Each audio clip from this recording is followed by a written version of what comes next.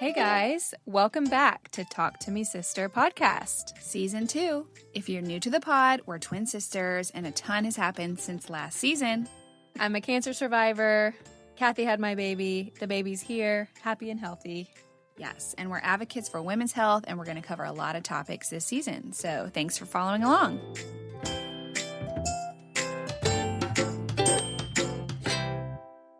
All right, guys. Today we have Sarah Littlefield on the podcast today. She's a mother of 2, a marriage and family therapist, and an advocate for women's wellness, just like us. She's got a line of products that she advocates for, including her favorite collagen. We're going to ask her about that. But you guys, today we're covering relationship topics. So that includes specific partner relationships, the one we have with our husband, spouse, wife, kids, and also the relationship we have with ourselves. So Sarah, excited to have you on the podcast today. Thank you. I'm so excited to be here. Thank you for having me. We're excited. Yeah, we're so excited. We feel like we have a lot of messages to women that are aligned. Mm-hmm. And I know you have a strong faith. We do too. We're advocates for women's health.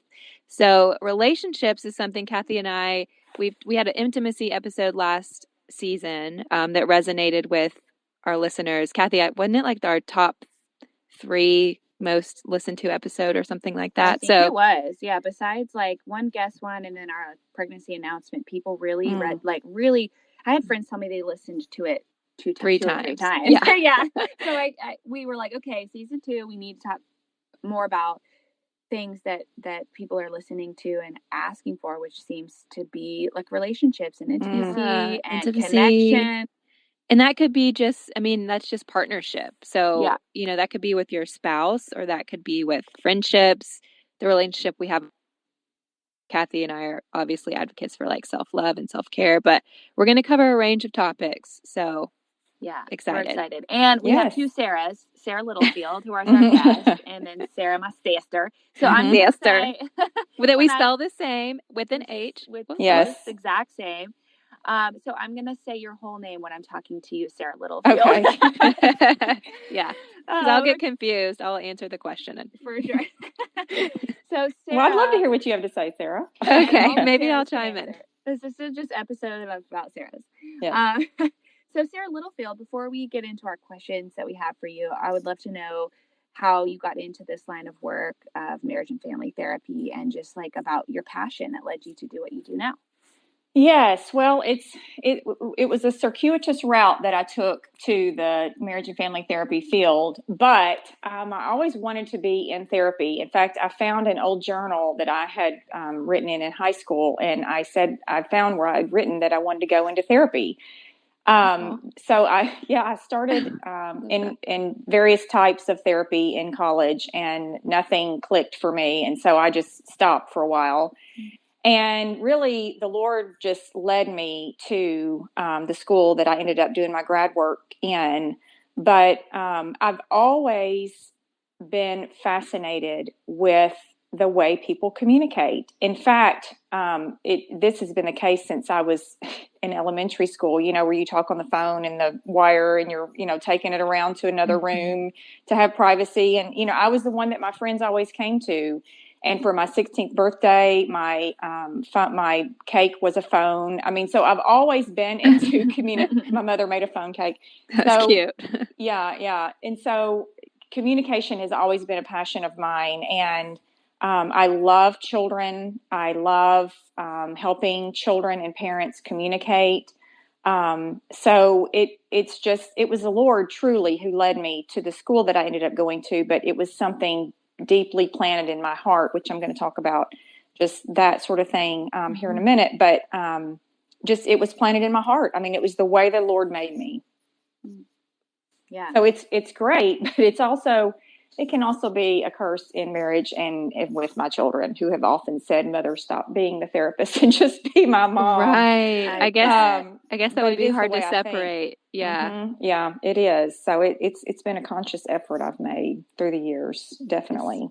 Yeah, but also probably makes you pause and rethink like, okay, let me reapproach this from my therapist mind versus my reactive mom mind. Right, exactly. And now, I have a daughter who's a freshman in college, and so she's wanting more of the therapy input. So it's been interesting. It's really been a journey for sure. Yeah. I love that. So she's asking you like specifically, like, what would you say Yes. if I was your wow. Aww, I love that. That's like every mom and daughter's dream. Like I'm always like, when Charlotte gets older, Kathy says this about Ruthie, we're like, we just want them to feel like they can come to us and ask advice. Yes, Yeah, so sweet. it is. It's a blessing, but it's a huge responsibility. And so I'm literally praying as I'm talking and just asking for the right words. So you want to always guide them in the right direction. Exactly. So let's talk about marriage and just, we have a lot of women that are in their, younger 30s, childbearing years who have small children. And I know that with every phase of life, there's always obstacles. But Kathy and I talked a lot about, Kathy is already a mother of two, and we talked a lot about that transition from 1 to 2 children. And it's just like all hands on deck. And, raising young children, that's your priority regardless at any age. You're kind of a team in marriage, and sometimes that can come with obstacles, and you have to really work at remaining, intimate and just like connected. We talk about that. So can you just give some advice, like when it comes to partners who maybe are struggling in those like early parenting years with new kids, or just even like a season of change? What's like your top 2 tips for couples that are like in the thick of it? The ways they can stay connected or like get through some of those tough seasons. That's a broad question, but it is. But the thing that I want to say is marriage is a commitment like nothing else you're going to commit to. I mean, it's an oath, it's a commitment, it's a sacred thing between you and your spouse, and a commitment you've made to them and to the Lord. And it is very difficult, no doubt. There is no quick, easy answer on how do you make a marriage work. But I think something that is critical, and I talked to my husband before this, and I said, what would you say, or how would you advise people? Because we certainly don't have it figured out, but it's being intentional with one another, and 2, being a united front to your children, because they will play one against the other. I mean, and it's not that they're bad, or that they've not been raised well. It's just human nature, that a child wants their way. And so it's so important to be united in the way that you are parenting your children. And that can really be a huge challenge, because you've got so many factors that you're bringing into the marriage. And so, one of my favorite things for couples to do is the prepare, enrich assessment. The prepare is for premarital, and enrich is after you've been married. And it just really helps you understand each other better. And I think the more you can know each other, the better and more united that you're going to be. I think the key is being a good listener, being a good friend. One of my favorite verses is in James, to be slow to speak and quick to listen and slow to become angry. I think that sort of thing is one of the best gifts you can ever give each other. Good. And set aside times. It is. It requires so much self-control. Marriage just involves sacrifice and grace and unconditional love and forgiveness. It's messy and it's hard, but it can be done. It just being intentional is really the key word that comes to mind. Yeah, this is Kathy. I recently read something too, that it was like bad marriage advice was like try to go on a date once a week, because honestly, like that, I mean, it's great, but the idea is more like not necessarily getting out of the house and going on the date, but it's like being intentional, connecting and slowing down. Not that we have to like make time. It's like not all or nothing. And I thought that was a good, like, rephrasing it. Ooh, like I just like being it. intentional, And connecting once a week at least, like a home date, or like on Tuesday nights we don't watch TV, or like whatever that means. But I'm glad you said that about anger, because that was one of my questions too. Like I was one of those people, my husband would say this too, like we actually had a pretty breezy marriage. We were best friends when we were like 14, got married when we were 20. Just honestly, like, when people said marriage was hard, like, I didn't relate. I thought it was so much fun every single day. I mean, we had like our spouse, we bothered each other, but like we were together when we were in college. So we just learned how to be a team. Like we had no choice. And y'all had like a lot of time before kids too, to like, y'all had like a really strong foundation. We did. We were married That's about amazing. 7 which years. is like so huge. Yeah, before we had kids. And then we had kids. And it's so much more difficult. Like that's when we started, like after we had 2 kids is when we started like therapy and just trying to connect more intentionally and things like that. And it just became more difficult after we had kids. So I think that where I have found myself getting in trouble is thinking before I speak, like you said, like being angry, and then I'm like, oh man, that was brutal. Why did I say that? Like I can get kind of sassy. Yeah, that's like the nice word. I can relate to that. Probably say a different word.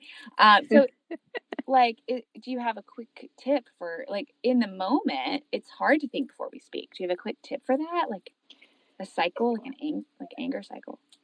Yes, I think first is awareness. Just even being able to be aware that you have that tendency, and then admit it to yourself and speak it, and say, I am really angry right now. I have got to step out of the room.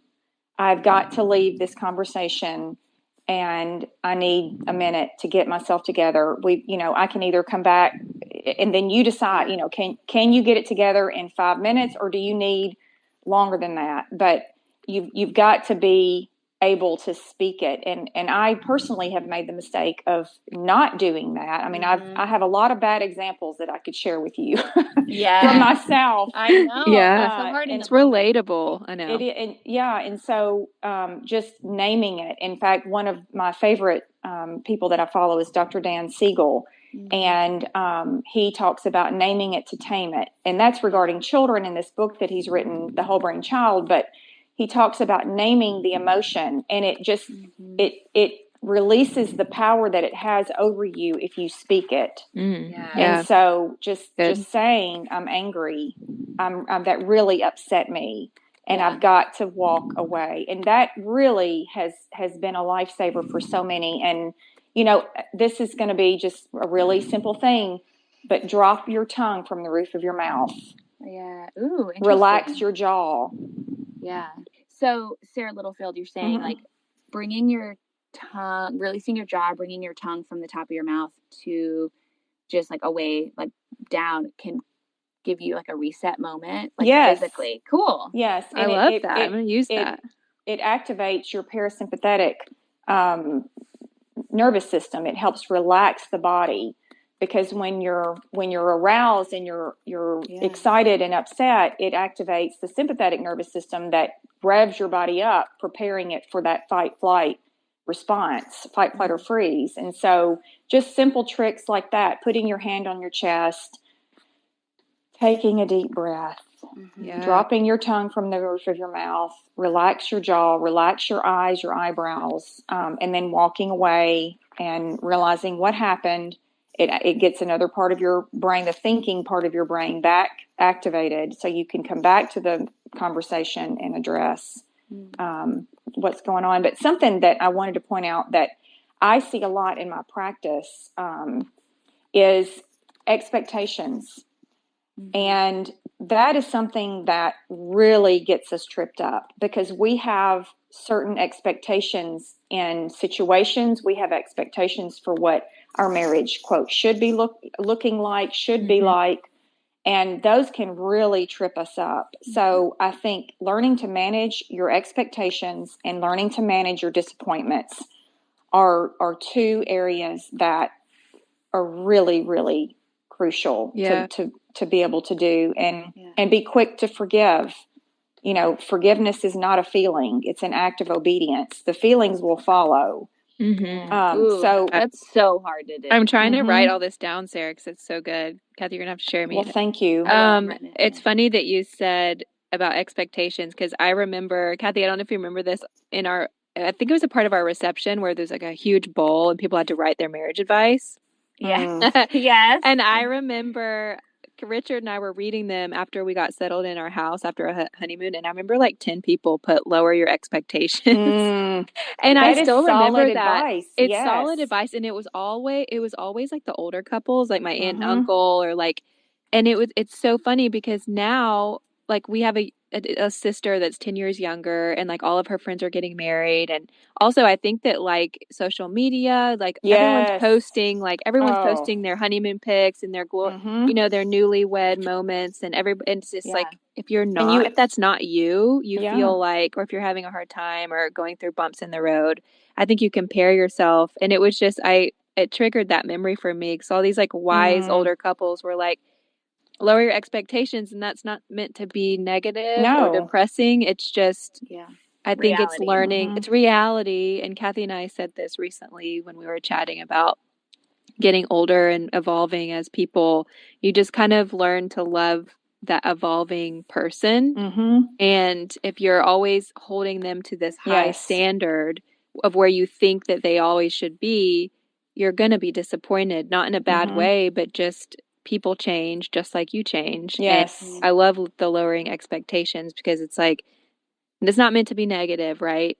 It's meant to just be the reality of loving somebody through like different seasons. Can I say one of the best things written on those advice cards from your wedding, Sarah, was from a shout out our Uncle D. And he wrote, I feel like this could have gone viral, or like need to hang I want to frame this. I know what you're going to say. Yeah. So he wrote, he's just like literally a cowboy from Texas and just an incredible human. And he wrote, the card said, "Give us your best marriage advice." And he wrote, "Well, Terry and I have been married for 30 years, and probably because we didn't take anybody's damned advice." Oh, so like, good. Good. Sometimes you just got to keep it small and keep it home and do what's best for the two of you. So I still love that advice. Kathy. Yeah. And the thing is, if you don't learn to manage that, and you stay married and you're going through the motions, you can go on the dates, you can do the weekly dates, you can plan vacations, you can post all the things and how wonderful each person is on social media. But if your heart is not in the right place, you're going to be doing all of those things really angry and resentful, looking like your life is grand. And, for that person that's really hurting, they're going to see that. I mean, not that you're posting for other people. I mean, some people do, I guess. But, just be real, like forgive and be quick to get over yourself and all the expectations and all the things. So, that's so important.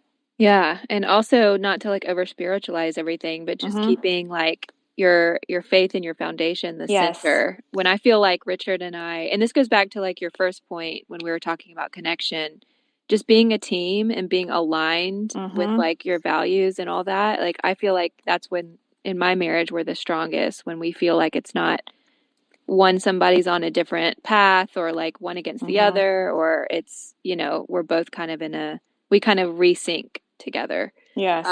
And that faith always, a firm foundation always helps that. Right. And get help. That's something I'm going to say all through. Get help. Do not be afraid or feel shameful or like you're a failure. Get help from somebody who can help you navigate that. And something that my husband and I have said to each other, we've been married 20 years. I'm on your side. Yeah. I know it doesn't seem like it, but I'm on your side. We're on the same team. So that, just reminding, I think we need to hear that, because we get so caught up in the emotion of things. And then our children can be great little attorneys walking around, convincing us of things and pleading their case. And so it's so important to stay united on the same team.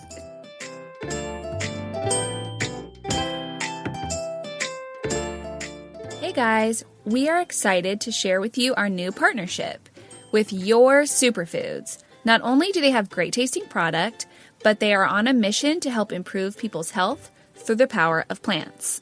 I fell in love with their superfood and plant protein mixes after I was diagnosed and started my lifestyle change. One of the founders is also a cancer survivor, which is why I came across their story. I make a ton of smoothies, and my daughter Charlotte loves them too. Your Superfoods is 100% plant-based, no sweeteners, no soy, no dairy, gluten-free, and non-GMO. So you can purchase with our code SISTER15 and you will receive 15% off your purchase. Any purchase, not just your first one. So go to yoursuper.com and use the code SISTER15, SISTER15 for 15% off your order. Go grab your superfoods.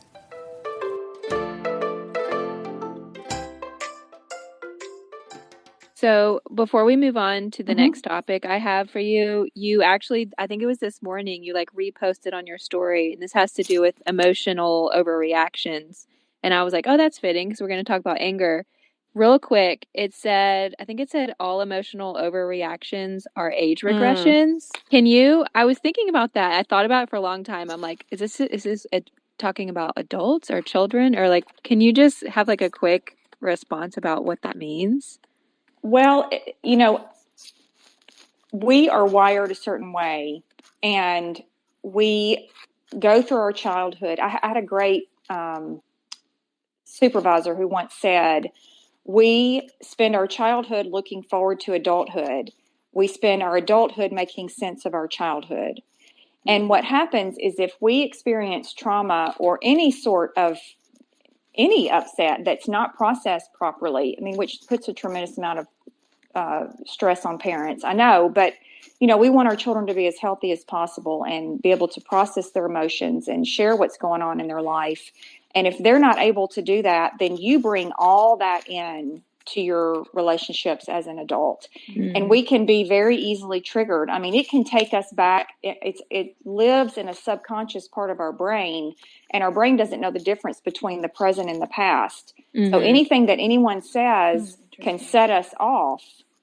And that's why stepping away, dropping your tongue, taking a breath, name it to tame it, all of that is so helpful because something from our childhood could be triggered by something that our spouse says that has absolutely nothing to do with that. So yeah, there's, and of course there's all different levels of trauma, and you can't judge what hurt somebody more than the other, but if it has impacted your life significantly, then you really need to get help processing that, because you're gonna bring that into all of your relationships. That's and so I see that regularly in my practice, where there's a neglect or abandonment, abuse, physical, emotional, all those things are playing into these relationships. So that's just so important to do that. Okay. No, Sarah, that's so good. It's like trauma that's left undone. You always take that into your relationship. So, yes. Okay. So, let's talk about like moms, motherhood, and also this question can apply to like women in business as well. But as moms, we have like this instinct or tuition versus like what is fear. How do we know the difference? I think with, moms, I think fear can hold us back, obviously, but I think it applies to not just motherhood, but business decisions. You're a woman in business. You're also a mother. What's been your personal experience in that? And like, does that make sense? Yes. So personally, like I said, I've made a lot of mistakes. How we learn. Yeah. But I'll tell you something that really has impacted me, and that is just the realization that we are truly internally wired with an instinct, with a feeling of knowing what's right and wrong, and we deny that. We deny ourselves. We deny our inner voice so many times because we want to please. We want to keep everybody happy. We want to, keep the peace, keep all the wheels turning, keeping all the plates spinning. And so, I go back to naming it to tame it, getting in touch with yourself and realizing, what is it about that upset me? Why is it that I feel like that is not the right decision for me? Why do I feel that kind of empty, yucky feeling when I think about this? So getting really curious about our own behavior, about our own thoughts, is just so critical. And just to quote scripture in Psalm 139, it says, you knit me together in my mother's womb. We are each knit in a very unique way. And that inner voice, that intuition was placed inside us. And what happens is we're born, we're wired a certain way. That was one thing my mother said to me after I had my daughter, who was my firstborn. She said, they come pre-wired. Really? I didn't, because I didn't know. I mean, I had no idea, I had no concept. But, we're wired a certain way. And then through life's hard blows, we move further and further and further and further away from our unique self, our authentic self, which silences that voice. And so when we have all this unprocessed childhood trauma, whether it's big or small, we lose that part of ourselves. I think, it's just so critical to do things that help us slow down, pay attention, and listen. Something that I do all the time in my practice that is so useful. And I'm 100% met with silence when I ask this question. When you feel stress, when you start feeling anxious and restless, where do you feel it in your body? Yeah. And most people say, I've never thought about that. And so that is an exercise that we go through several exercises to really address that, because that is what informs you. It's telling you something. Our body is brilliant, and it knows, and it wants to help us. So listening to that is key, but being able to get in touch with it first off, may require professional help. I feel like which is okay. We're in this phase of life where we're making a lot of decisions. It's like, should we move? Should we sell our house? Should I change careers in my 30s? Should I make this leap? Like all these things. And I always get overwhelmed too about like, am I making the right decision? Have I prayed enough about it? What's like my intuition telling me? Yes. And usually, sometimes I want like a clear sign, like I pray for that. And a lot of times, sometimes we don't. And I've realized kind of what you were saying. Someone told me one time, they were like, well, the biggest sign is, do you feel peace about it? Right. Like, does your body feel anxious and nervous and all those things like inside? And like, is that like is it a stress response, or do you feel peace about this new decision? And that's your answer. But then sometimes I get confused. I'm like, well, is it just anxious because it's like I'm taking a leap and I'm going to feel fear and go through the fear? Or is it, you know what I'm saying? Or is it like my body's feeling unsettled, this is the wrong decision? Yeah, that's what I struggle with. I think it goes to our next question too, which is like, I think as women, we overthink everything, right? Yeah. Like we're like, oh, let's overthink every possible issue that could maybe happen and second guess everything. And a lot of it is just finding confidence and knowing the difference between like your intuition, kind of that Holy Spirit, and fear. But that's so much easier said than done. Yeah. Do you have tips for that? Yes. Well, one thing that I wanted to say too that I have learned through personal experience is journaling. And I'm not saying sit down for an hour every day and just write, but more or less put the pen to the paper and don't lift it. Just stream of consciousness.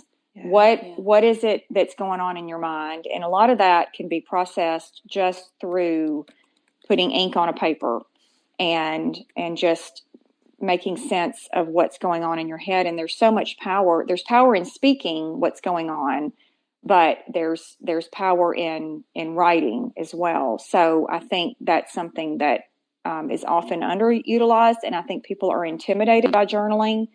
But the key is just start.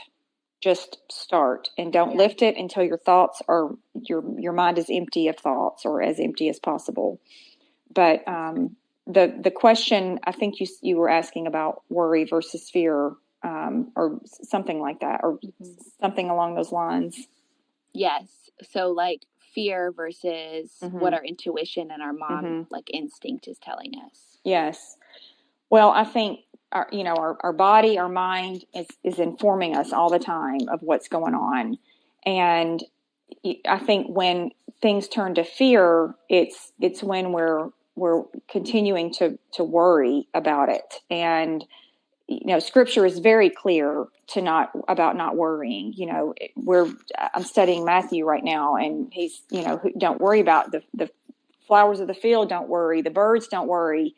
If he takes care of them, he'll take care of us. And so when we're ruminating and when we're just overthinking, then that can and not doing anything about it, whether it's praying, seeking counsel, talking to a friend, talking to your spouse, that, and just hanging on to it, that's when it can turn over into fear. Now, there is legitimate fear, if you hear a crash, or you hear a noise that's or whatever, that is real fear, and when we can act on that, and that's why we have that fight, flight, or freeze response to get us out of that. But the other side of fear is when we're just overprocessing, overthinking, worrying too much, not doing something about it. Yeah, I've heard, like, especially during all the transitions in the past couple of years with COVID, and of course we apply to our kids and all the fears of like, what is their life going to look like, and just like the big picture thing. I remember like hearing somebody say, like, there's a difference between having a spirit of fear and then just having worry. Like, what we want to avoid is just spirit of fear versus like having just like actual, okay, how is life going to look like for them? How can I help their adjustments?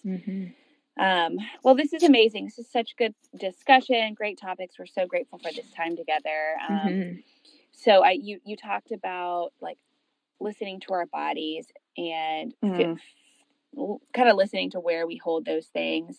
So I think that's a good transition to kind of wellness, and kind of the last thing we'll discuss today, which is your advocacy for wellness. And one thing that you promote is a really great source of collagen, which you sent to us, which we're so good. Gonna need more of that, Sarah. Yeah. I took it during pregnancy and postpartum, and I really do think it helped with my joints and ligaments and body kind of stretching and moving during that crazy time. So tell everybody about that, and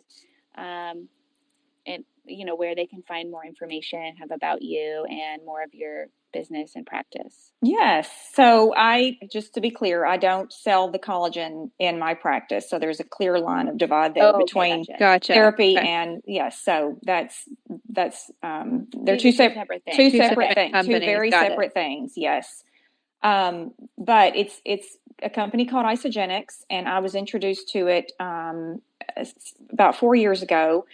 And it was just, I was on this journey. I said I was training for 40. This was, I guess, about 6 years ago.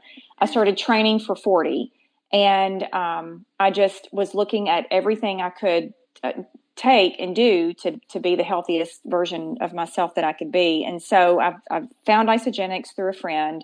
And we have just come out, just a couple of years ago, or maybe a year, the collagen. It's a marine collagen elixir.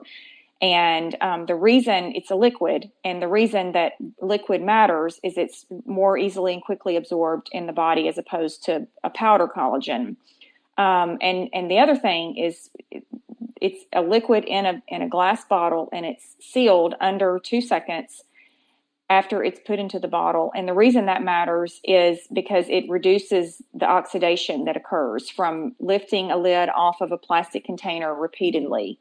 So once you do that, it reduces the efficacy of it and the potency of that product. So think about it this way. When you walk down the detergent aisle at the store, what do you smell? You smell detergent. Costco, you walk down the aisle and you smell all the detergent. Yeah. Well, if you walk down the aisle with a lot of glass, you don't smell what's inside the product, inside the container. So there's just, it's a key component to making it so effective in the body. And collagen is the most abundant protein in your body. Yeah. So, it builds everything from your bones to your skin. And so your body naturally produces collagen every day, but that production gradually declines through our aging process. Yep. So just supplementing with it daily can really benefit your body in more ways than one, through your hair and skin, nails, joint. Oh, and improve immunity too. That's important. Mm-hmm. So, that's so cool. Sarah, I'm on the Isagenix website as you're talking. Do you sell just the collagen elixir or some of their other products? Well, we started as a cleanse. There was a cleansing product, which we still have. Okay. But we have we help with weight loss. We can help increase energy, just natural energy through. It's all natural. All of our products are. We have an incredible line for athletes, whether you're, a mom who runs or, a college athlete. We have, or any type of athlete in between, we have all kinds of products for that. So, amazing. It's key is to help balance the body and get those nutrients in the body to feed and fuel yourself as it needs. So, Sarah, tell the listeners how they can get in touch with you, whether it's therapy, advice, or some of your incredible products that you sell through Isagenix. Tell the listeners how they can reach out to you, your socials, your link tree, all that stuff. Yes. So I am active on Instagram and Facebook. My Instagram is Sarah E. Littlefield, and that's Sarah with an H, Sarah E. Littlefield.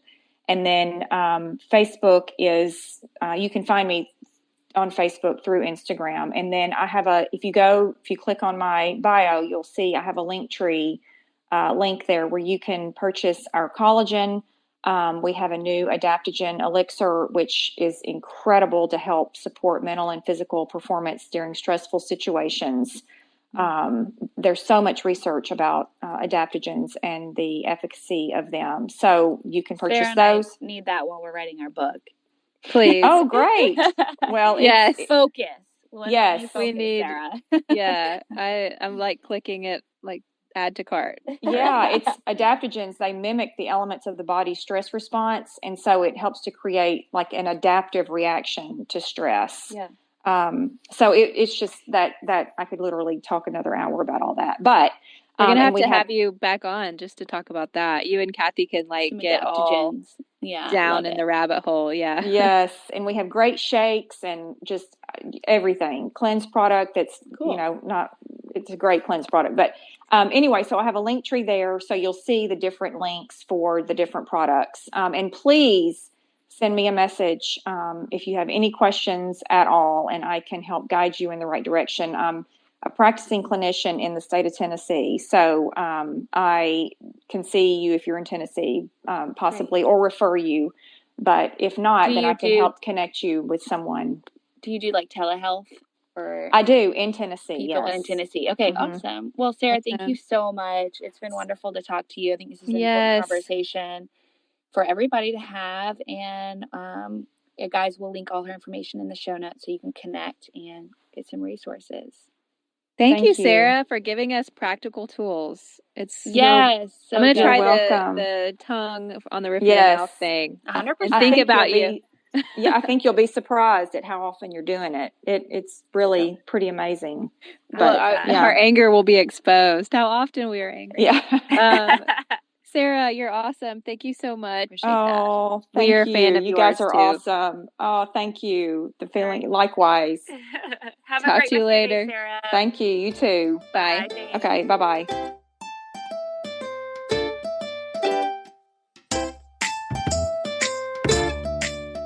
Thank you for listening to our podcast. Also, make sure to check out our Amazon store. Thank you.